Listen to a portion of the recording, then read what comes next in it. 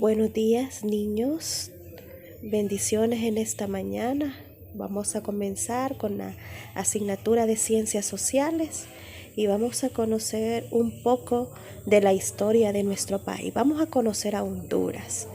Espero que les guste este video y sea de gran aprendizaje para ustedes. Este video llega gracias a World of Warship.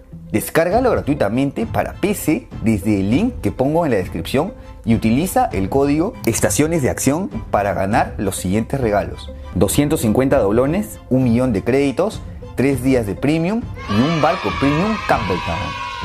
¿Sabes la importancia de la guerra naval? Imagínate que te corten los suministros una vez que tengan control de tus puertos. El que controla el mar, controla la logística. Por esto, y con algo de nostalgia ante mis días a bordo, es que me he prendido con este increíble juego, World of Warships. Y es que puedes seleccionar hasta más de 300 barcos altamente detallados y realistas, ambientados en diferentes etapas de la historia naval y bajo las condiciones climáticas que más te gusten. ¿Prefieres comandar un acorazado británico como los de la batalla de Jutlandia para mantener el control del Mar del Norte antes que los alemanes? ¿O aceptar el reto de comandar un portaaviones estadounidense para acabar con la hegemonía japonesa del Océano Pacífico? ¿Qué esperas? Ya son más de 30 millones de jugadores alrededor del mundo. Tú podrías ser el siguiente. No esperes más y bájatelo haciendo clic en el link de la descripción. Con una geografía rodeada por diversos valles, Honduras es un país con hermosos paisajes tropicales que llaman la atención a más de un turista. Lamentablemente, la situación económica, política y social del país no es tan buena como su geografía. ¿Te interesa conocer esta historia? Dale, entonces quédate hasta el final del video.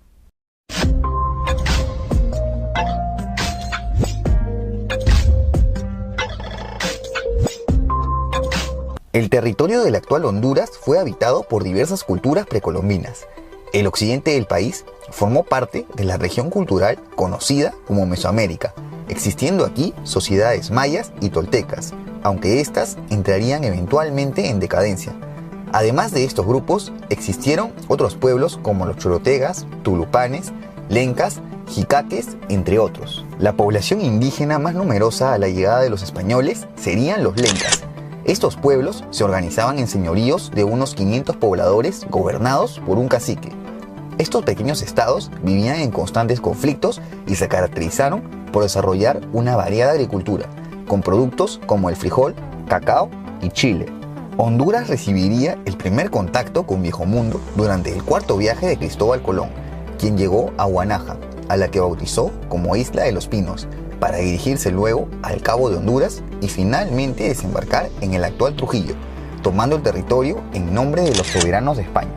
Sin embargo, la conquista se iniciaría en 1524 a cargo de la expedición de Gil González Dávila, quien fundó la villa de San Gil de Buenavista. Desde el norte, en donde el imperio azteca ya había caído, se suman 2 expediciones más de Hernán Cortés encargadas a Pedro Alvarado y Cristóbal de Olid. Y desde el sur, Pedrarias Dávila, gobernador de Castilla de Oro en el actual Panamá, también deseaba anexionar el territorio como parte de sus dominios. Estos conflictos terminaron en la traición de Olid en un intento de aliarse con el gobernador de Cuba, por lo que terminaría siendo decapitado y con el exilio de Gil González Dávila. Luego de diversas otras escaramuzas entre colonos, finalmente Pedro de Alvarado, quien ya había sido nombrado como capitán general de Guatemala, termina con el control del territorio. Por su parte, la resistencia indígena tuvo que enfrentar a los diversos conquistadores. Los chorti, papayecas y tulupanes cayeron rápidamente, mientras que los lencas ofrecieron una resistencia mayor bajo el liderazgo del cacique Lempira, quien reunió a 30.000 indígenas de más de 200 pueblos. Este líder terminaría siendo asesinado, por lo que sus esfuerzos serían infructuosos. En 1537 entraría un nuevo personaje en escena, el gobernador de Yucatán, Francisco de Montejo. Nombrado por el rey, anuló la repartición de tierras de Alvarado, por lo que el territorio de Honduras quedaría subordinado a Yucatán. Sin embargo, se llegó a un acuerdo en el que Montejo recibiría Chiapas, a donde se retiraría, pudiendo Alvarado anexar oficialmente el territorio de Honduras a la Capitanía General de Guatemala en calidad de provincia. Esta capitanía, a su vez, estaba bajo jurisdicción del Virreinato de Nueva España. Y te preguntarás, ¿por qué tanto interés por este territorio? Así es, yacimientos de oro en Gracias, que se perfilaba a ser el centro de poder en Centroamérica, en vista que incluso aquí se estableció por un tiempo la capital de la Audiencia Regional de Guatemala. Sin embargo, esta ciudad fue reemplazada por Comayagua, ante el descubrimiento de otros centros mineros en el valle del río Guayape.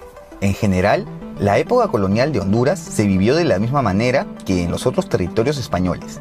Una economía basada en las encomiendas, proceso de mestizaje y la importación de esclavos desde África. Hacia la década de 1570, nuevos descubrimientos fueron encontrados, por lo que se funda la ciudad de Tegucigalpa, que pronto comenzaría a rivalizar con Comayagua. Al igual que diversos puertos en el Caribe, Honduras sería víctima de ataques de corsarios británicos dentro del contexto de la Guerra Anglo-Española. Incluso se dio un enfrentamiento en Puerto Caballos, que terminó en una victoria británica, aunque estos se retirarían luego de recibir el botín. Por esto se construiría el fuerte de San Fernando de Omoa. Hacia 1786 se crea la Intendencia de Comayagua, la cual fue dividida en dos partidos, el de Comayagua y el de Tegucigalpa, ocupando prácticamente todo el territorio del actual Honduras.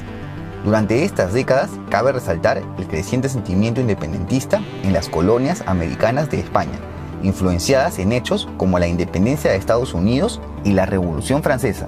A lo anterior se suma la Guerra de Independencia Española, que hizo aumentar los impuestos a sus colonias, generando aún más descontento. Aunque por otro lado, si España está distraída en la península, pues las independencias por todo el continente se consuman con mayor facilidad. Con las Cortes de Cádiz, la Capitanía General se divide en dos provincias, pasando a Honduras a ser parte de la provincia de Guatemala. En 1820 se desprendería la provincia de Comayagua, también llamada Provincia de Honduras, con lo que ya no dependería ni política ni administrativamente de Guatemala. Con algunos movimientos independentistas de Centroamérica y una guerra de independencia en el actual México desde 1810, finalmente el Virreinato de Nueva España declara su independencia. Acto seguido, las provincias que conformaron la Capitanía de Guatemala hacen lo mismo en septiembre de 1821. Al poco tiempo, las provincias se unen voluntariamente al primer imperio mexicano de Agustín de Iturbide.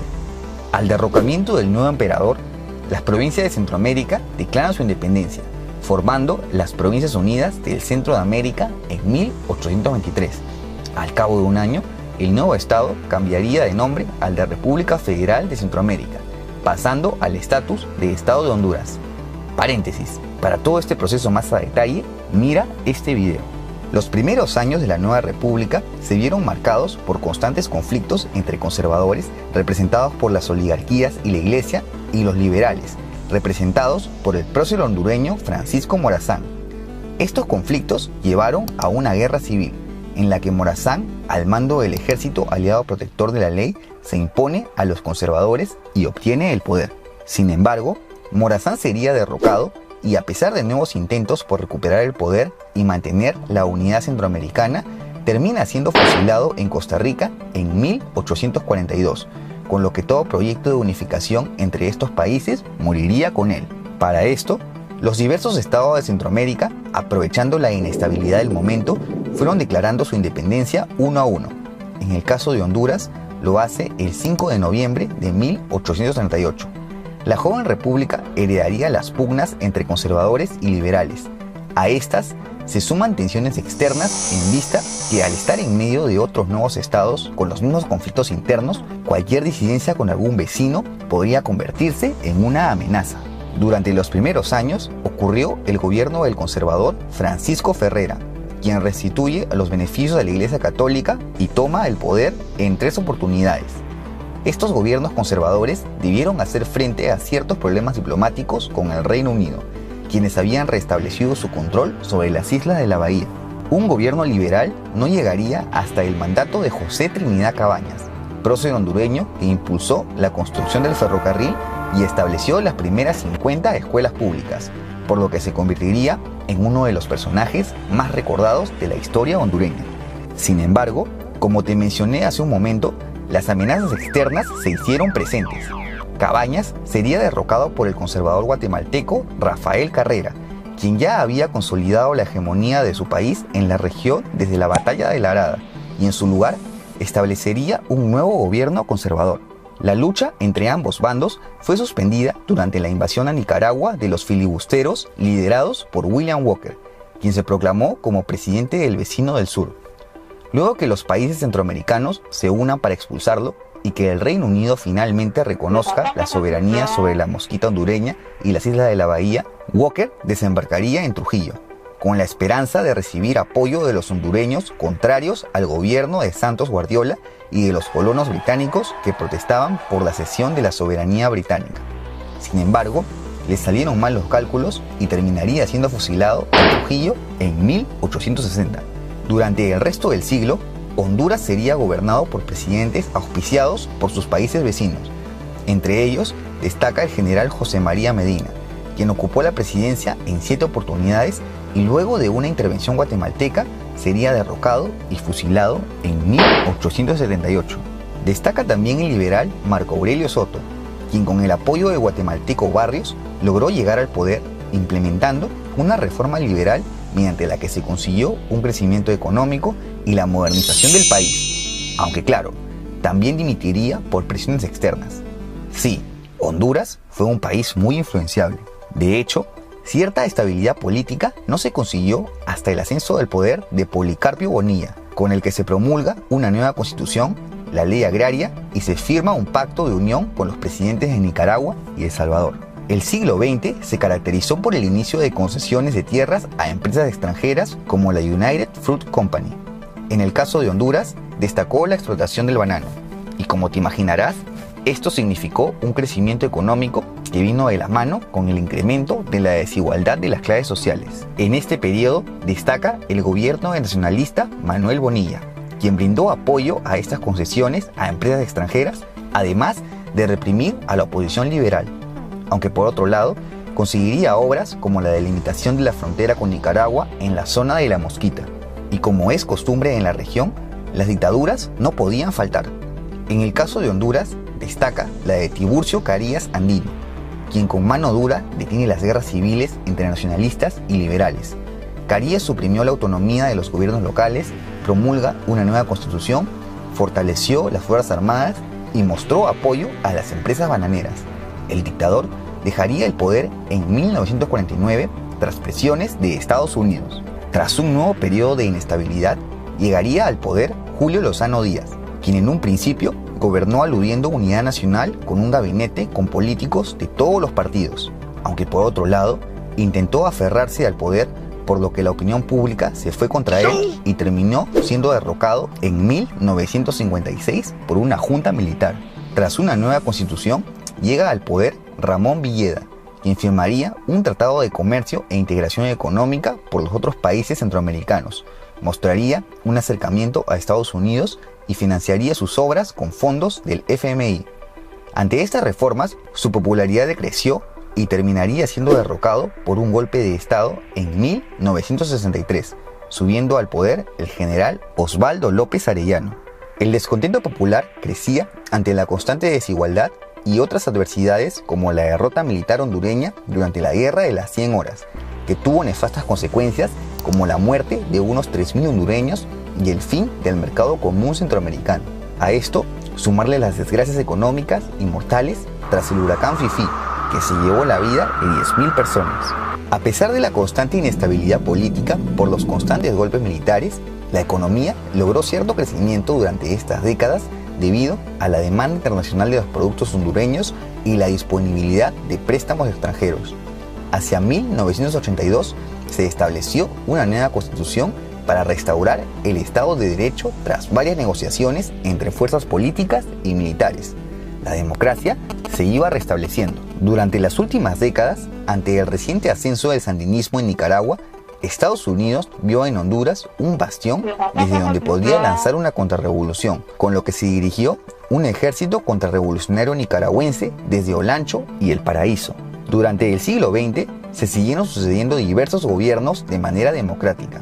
Esta estabilidad política se vio interrumpida durante el gobierno de Manuel Zelaya, quien fue derrocado por los militares, tal vez por un repentino viraje, pues siendo liberal terminó alejándose de Estados Unidos y gobernando con políticas de izquierda.